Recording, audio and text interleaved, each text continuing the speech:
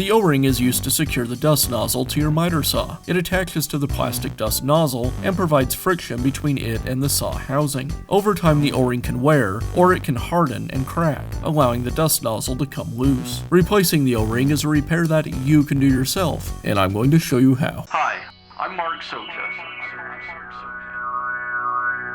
Do-it-yourself repairs like these are easier than you might think. From lawn machines to cordless drills, kitchen mixers, Outdoor grills. our how-to videos walk you through each repair from start to finish. So doing it yourself means never having to do it alone. Let's get started. I'll begin by removing the dust bag. Now I can remove the dust nozzle. It's held in place with a screw. I'll remove the O-ring from the nozzle. Now install the new O-ring. I place the O-ring over the nozzle, aligning it with the groove. Now reinstall the nozzle to the housing and tighten up the screw.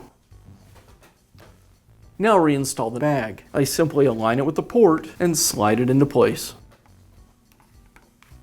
And that's how you can replace the O-ring in your power tool. Be sure to check back often for new videos and expert advice. If you found this video helpful, give us a thumbs up And leave a comment.